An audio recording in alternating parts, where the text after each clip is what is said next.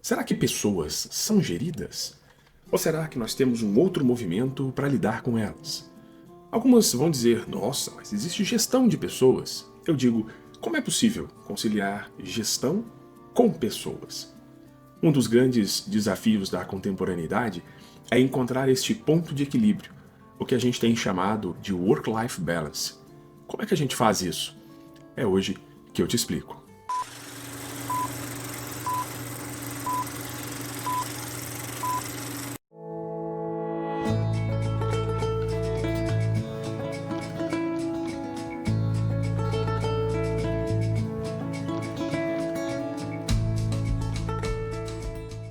O ponto de partida é uma provocação. Aliás, eu tenho licença filosófica para fazer isso. Gestão é um termo que vem do latim gerere, e isso significa carregar, conduzir, portar, levar, executar. E pessoas, você normalmente não porta, não executa, não leva, não carrega, ou pelo menos não deveria. Pessoas são seres autoconscientes, livres, com consciência, subjetividade, desafios, cultura, moral, sonhos, desejos, anseios, limitações. E dificilmente você vai conseguir enquadrar essas pessoas num planejamento de gestão. A menos que você traga essas pessoas para fazer parte do processo de construção ou de planejamento e considere a singularidade, a individualidade de cada sujeito. Senão, as coisas não vão dar certo. Porque afinal de contas, pessoas não são fórmulas, pessoas não são sistemas, pessoas não são processos, pessoas não são planejadas. Por mais que se queira ter planejamento, a vida nem sempre sai como você planeja. Pessoas não são previsíveis. É desafiador você dizer, olha, vamos prever. Não vai. Quem é pai, quem é mãe, quem é responsável de um menor, sabe disso. Não existe manual de instruções. Você vai aprendendo a lidar conforme a vida vai sendo conduzida e as situações vão se apresentando. Pessoas não são recursos, não são padronizáveis, não são homogeneizáveis, por mais que muitas empresas queiram e ajam nesse sentido. Isso acaba desrespeitando a condição das pessoas. Do meu ponto de vista, gestão é, na prática, uma deformação do desenvolvimento humano. É uma contraproposta ao processo de humanização, da busca da dignidade humana, do acolhimento das pessoas, do respeito à diversidade, da escuta atenta. Porque isso acaba deformando a própria relação da pessoa com o ambiente, com a empresa. Pessoas não são empresas, mas eu sei que empresas são pessoas. Empresas são geridas, pessoas são desenvolvidas. Desenvolver pessoas não supõe somente gestão. É um processo que depende de dedicação, que depende de determinação, que depende de paciência, que depende de persistência. E, infelizmente, hoje em dia, nós não estamos muito nesse sentido, nesse alinhamento. A gente está buscando coisas de outra forma, preferencialmente mais objetivas. Vivemos numa era que as Forças Armadas norte-americanas, em 1990, chamaram de VICA. Traduzindo, lógico.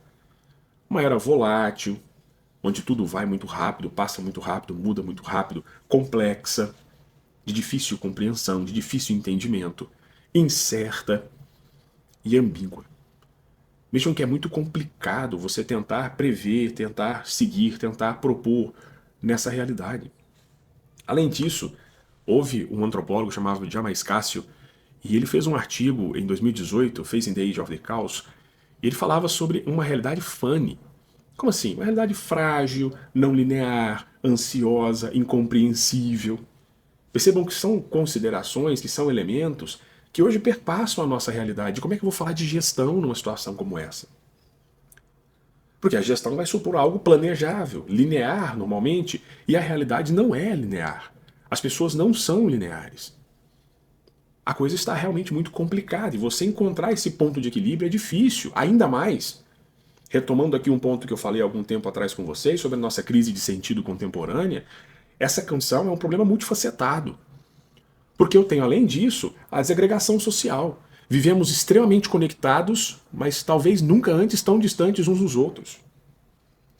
Vivemos num estado de anomia, de perda de referenciais, da perda do pensar, como eu já falei, mas da ausência do diálogo. Nós não temos paciência de ouvir uns aos outros mais. Sabe qual que é o ápice disso? É o 2 vezes do WhatsApp. Você já clica 2 vezes para ouvir mais rápido a pessoa. Se tivesse 3 vezes, talvez você até ouviria. E quando a pessoa manda um troço com mais de 2 minutos, você fala, meu Deus, é um podcast.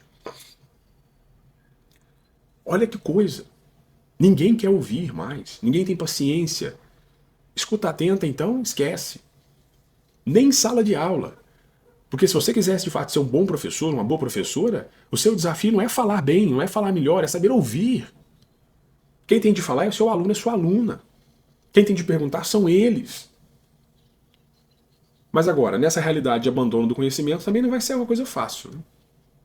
Se nós considerarmos essa condição atual de uma geração miojo, que sim, é uma geração miojo, é tudo instantâneo, é tudo para ontem, e considerarmos essa necessidade permanente de autoafirmação que todas as pessoas estão buscando, a coisa vai só se agudizando. É aí que a gente chega nesse desafio de construir excelentes técnicos, mas péssimos humanos. Está por aí. Olha na realidade muitas empresas. São excelentes profissionais, excelentes técnicos, capacitados, entendem, compreendem, desenvolvem, planejam, produzem, mas são péssimos seres humanos. Não sabem conviver, não sabem se relacionar, não sabem dividir o espaço, não têm paciência, não têm tolerância, não respeitam a diversidade. Querem impor seus pontos de vista. E é aqui que chega o grande desafio. Como encontrar um equilíbrio entre trabalho e vida pessoal diante de tudo isso? Que é uma realidade que muitas pessoas estão enfrentando. Como equilibrar responsabilidades profissionais e aspectos pessoais da sua vida sem que um sobrecarregue o outro. É isso que nós chamamos de work-life balance. Em tese, esse equilíbrio entre vida e trabalho. Agora, por que esse equilíbrio é importante? Porque ele traz para você saúde mental, saúde emocional, aumenta a produtividade, fortalece as relações, te dá um bem-estar físico, aumenta a sua satisfação, melhora o ambiente de trabalho, transforma toda a realidade. Você muda o seu olhar com relação à sua própria empresa. Ah, professor, e como é que eu sei se eu estou nesse caminho, se esse troço está me pegando, se eu estou enrolado? Eu vou dizer para você. Algumas condições elas vão ser claras e vão mostrar claramente para você se você está entrando num ponto de desequilíbrio. Primeiro aspecto, você trabalha fora do horário? Sempre. Está errado. Você se sente cansado, cansada o tempo todo? Tem dificuldade para dormir? Tem percebido que o seu tempo livre está reduzido? E percebe que o tempo todo você está conectado, seja no e-mail, seja numa rede social, seja no WhatsApp? São sinais de alerta. São sinais de atenção. A gente tem entrado por um caminho muito complicado. E as próprias empresas, muitas vezes, claro, não todas, mas algumas têm se aproveitado dessa situação e desrespeitado os seus colaboradores, os seus funcionários, nos seus momentos de lazer, nos seus finais de semana, nos momentos de descanso, nas férias. E a coisa vai se complicar. Então, o que eu faço para mudar essa realidade? Vamos lá. Primeiro, estabelecer limites. Até onde é possível e até onde passa a ser exagero. Até que hora eu trabalho? Como é que eu posso trabalhar? De que maneira eu me organizo? Tem que saber fazer isso. Se eu tenho 40 horas semanais e não está prevista a minha regra de que eu tenho que levar trabalho para casa, eu tenho que trabalhar 40 horas semanais. E a empresa também tem que respeitar isso. O que é possível ser feito? Organizar seu tempo é essencial. Home office é bacana, ótimo, lindo, palmas, palmas. Qual que é o perigo? O perigo é você trabalhar além da conta, porque você está em casa. Ah, não, vou só terminar esse relatório, ah, não, vou só terminar essa apresentação, vou só mandar esse e-mail e você começa. Tanto trabalhando antes do horário, quanto ficando após o horário. Terceiro, faça pausas regulares. Quando a gente está estudando, a gente explica muito para os alunos, olha, se você estuda de 1 hora e meia, para 10 minutos, dá uma volta, respira, toma uma água, olha para o tempo, volta e continua. Não adianta você querer forçar a coisa de uma vez só, porque não vai funcionar.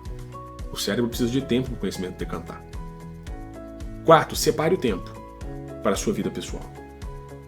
Dedique-se a coisas pessoais, à sua atividade física, à sua família, a seus amigos, ao seu lazer, à sua saúde mental, à meditação, que seja, a disposições espirituais, de fé.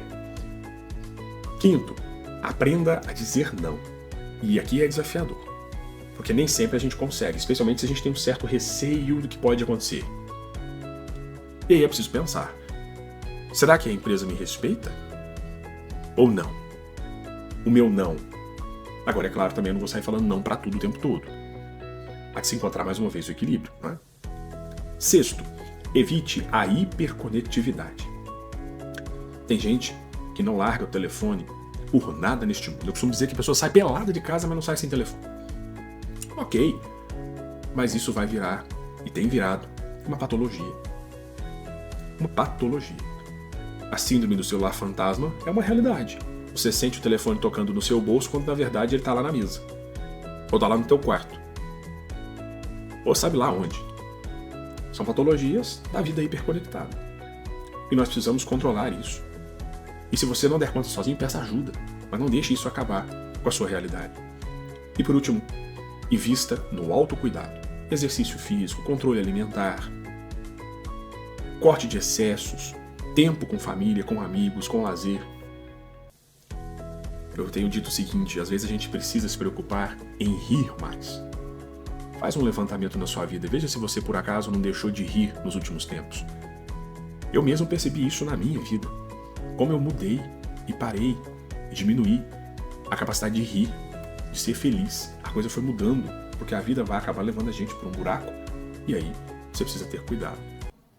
Existe um caminho que não é novo, que os gregos lá no século IV já falavam dele, chamado de paideia, que é a educação, mas uma educação que respeita a integralidade do ser humano, que busca a harmonia como prática coletiva, que respeita a autonomia, que versa para a ética, que olha para o trabalho como meio, não como fim, e busca uma educação como desenvolvedora da sabedoria, do equilíbrio.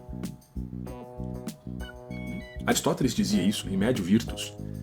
A virtude está no meio, nem a falta nem o excesso. Eu tenho que saber como ponderar isso e construir um caminho. Então veja que não é um desafio absurdo. Depende muitas vezes de você querer. E buscar esse equilíbrio é, no fundo, um exercício de se formar como ser humano inteiro no meio de uma sociedade fragmentada. Mas é esse o nosso desafio e é isso que nós temos como proposta.